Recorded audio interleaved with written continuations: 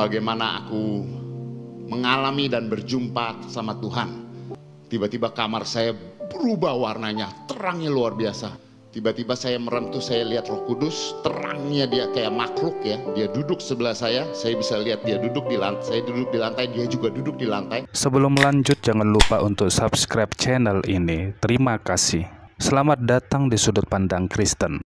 Sudut Pandang kali ini akan membahas tentang kesaksian dari artis senior, yaitu Zack Lee.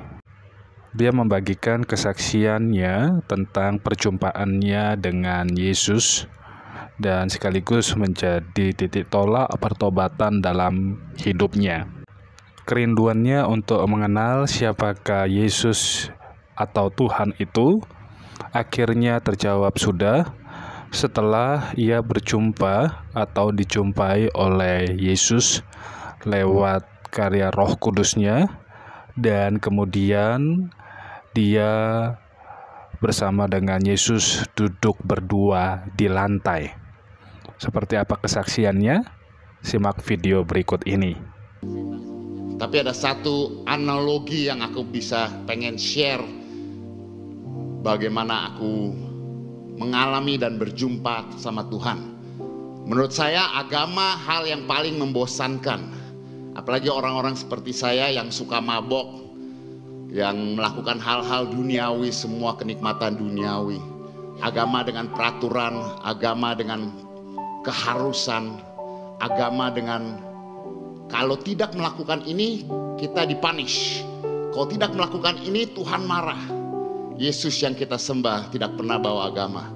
Yesus yang kita sembah penuh dengan kasih. Yesus yang kita sembah bisa kita dengar, bisa kita alami, bisa kita temui, bisa kita rasakan. Saya pakai analogi selalu seperti ini. Saya punya seorang anak kecil namanya Michaela, sekarang udah gede, nggak segini, 13 tahun. Tapi waktu dia kecil, setiap kali saya pulang, dia dengan excited, daddy, daddy, daddy. Dan dia berusaha kejar saya. Ketika saya datang ke rumah, dia berusaha kejar saya. Dan saya selalu bawa, kalau pulang, kalau keluar daerah, saya selalu bawa oleh-oleh. Dan ketika saya datang, dia lari. Tapi suka saya isengin. Ketika dia lari, saya menghindar. Dia berusaha nangkep saya. Daddy, daddy, daddy, daddy. Dia masih kecil banget. Dia berusaha menangkap. Ketika saya lihat, dia begitu mengejar aku. Begitu pengen sentuh aku. Walaupun saya bawa oleh-oleh, dia gak peduli dengan oleh-olehnya. Saya menghindar. Sampai akhirnya dia marah dan dia nangis. Daddy, dia cuma mau peluk aku. Dia kejar aku begitu rupa. Sampai dia sentuh hatiku. Bukan apa yang aku bawa, tapi dia mau aku, bapaknya. Ketika dia sentuh hatiku, di situ saya turun menangkap dia. Sampai kapanpun saya terlalu besar buat dia waktu dia kecil. Dia gak bakal bisa, saya pemain basket. Saya bisa menghindar kemanapun, lari pun dia gak bisa kejar. Tuhan besar. Secara akal kita gak mampu. Tuhan Yesus turun datang. Yang datengin kita, dia yang datengin kita. Tetapi yang kita bisa lakukan, mengejar dia begitu rupa. Sampai kita sentuh hati dia. Sampai dia gak tahan untuk turun dan dia bilang, ini anakku. Begitu rupa dengan gaya hidup kita. Bukan agama, bukan secara agamawi. Kita semua sampai kapanpun akan hidup dalam tubuh yang fana, tubuh yang dosa. Daud berdosa. Daud dosa luar biasa, kita semua tahu ceritanya. Tapi satu hal yang dia lakukan, hatinya tidak pernah menjerit, tidak pernah berhenti menjerit untuk Tuhan. Dan ketika itu saya tangkap anakku. Dia tidak datang untuk oleh-oleh, tapi dia ingin berjumpa denganku. Saya percaya bahwa Tuhan bisa kita jumpai. Itu saya ngalamin dalam hidup saya. Saya orang paling rusak, saya gak perlu cerita. Saya orang sangat apa adanya, tapi karena waktu, saya orang paling rusak, semua dosa udah kita lakukan. Saya bukan keluarga Kristen, keluarga saya semua Buddhis. Tapi saya dari kecil selalu bertanya-tanya, siapa Tuhan, kemana saya mati, dan apa tujuan hidup saya. selalu ada sesuatu yang dalam hatiku. Who is God? Why am I alive? Where do I go when I die? Umur 19 tahun, saya ditantang terima Yesus sebagai Tuhan dan Juru Selamat. Doa pertama saya, karena saya nggak tahu cara doa. Tuhan Yesus, my name is Zach. Umur saya 19 tahun. Now what? Itu doa pertama saya. Saya ingat di rumah, di luar saya mabok-mabokan, tapi di rumah ada sesuatu yang mendorong hati saya untuk masuk kamar. Setelah 3 minggu saya masuk kamar setiap hari, mungkin 3 menit, 4 menit saya berusaha doa. Kadang saya pikir saya gila, kadang saya pikir apa gue ngomong sendiri. Bener gak Yesus itu hidup, bener gak Yesus itu ada. Tapi terus saya lakukan karena ada sesuatu yang mendorong hati saya. Masuk kamar, belajar berdoa. Saya beli Alkitab untuk pertama kalinya, gak pernah baca Alkitab. Setelah 3 minggu Roh Kudus datang. Tiba-tiba kamar saya berubah warnanya, terangnya luar biasa. Dan saya ngerasain kasih dan damai yang saya gak pernah ngerasain seumur hidup. Itu masuk sampai ke dalam, apa ya, saya gak bisa jelasin, tapi sampai ke dalam. Tiba-tiba saya merem tuh, saya lihat Roh Kudus, terangnya dia kayak makhluk ya. Dia duduk sebelah saya bisa lihat dia duduk di lantai, saya duduk di lantai, dia juga duduk di lantai. Tiba-tiba dia masuk, boom. Saya gak berbahasa roh waktu itu, nothing. Tapi saya cuma dijamah dan diselimuti dengan hadirat, kasih, damai, pengampunan, dan semuanya.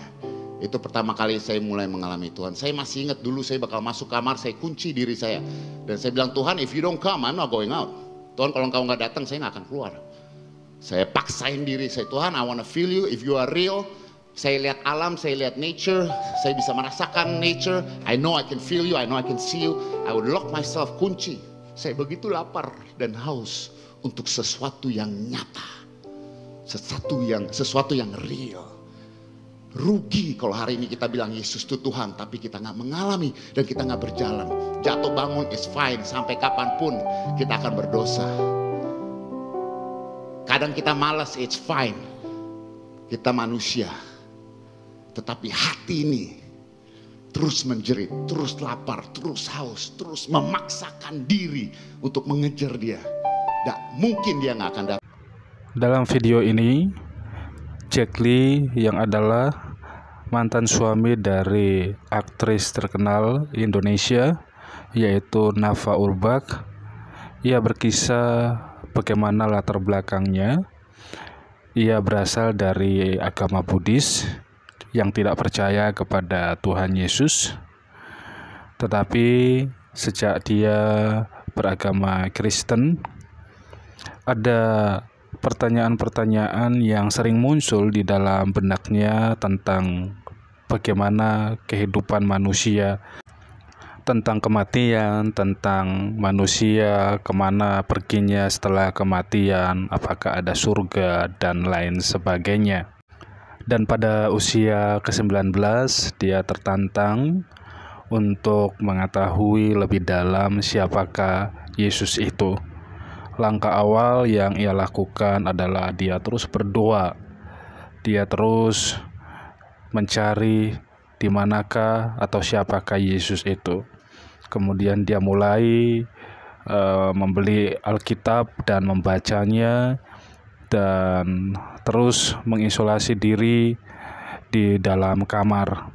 Dia menganalogikan perjumpaannya dengan Yesus seperti seorang anak kecil dengan bapaknya yang punya hati selalu rindu kepada bapaknya, selalu rindu ingin bertemu dengan bapaknya.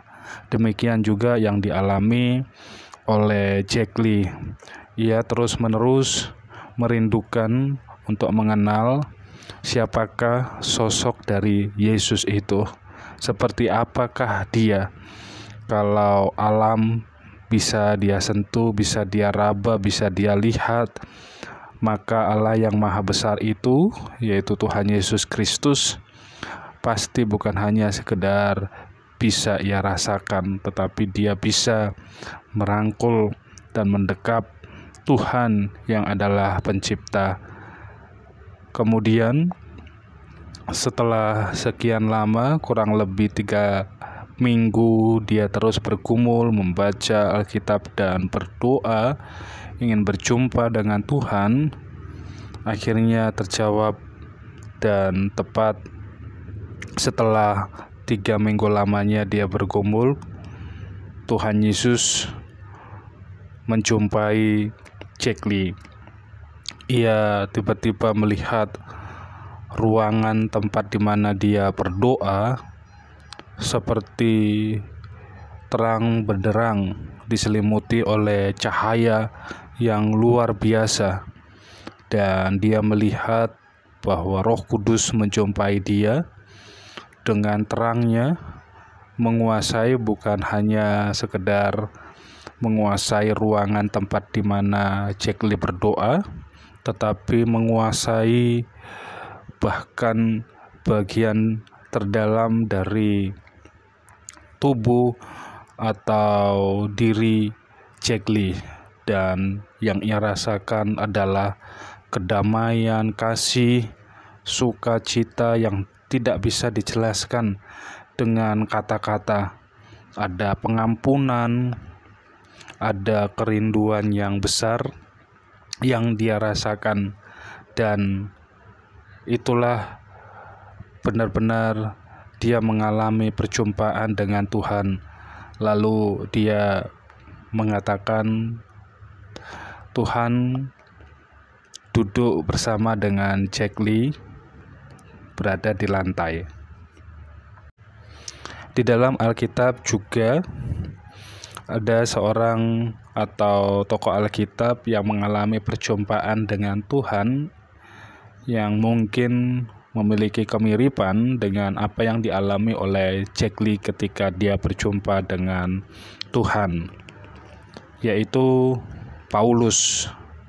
Ketika dia hendak menuju ke Damsyik, ia melihat sebuah cahaya terang yang akhirnya membuat mata Paulus menjadi buta karena melihat cahaya terang Kristus yang luar biasa. Dan itulah yang menjadi titik awal Paulus mengenal atau berjumpa dengan Yesus. Bahkan Yesus memperkenalkan diri secara langsung ketika Paulus bertanya, "Siapakah engkau, Tuhan?" "Akulah yang engkau aniaya itu."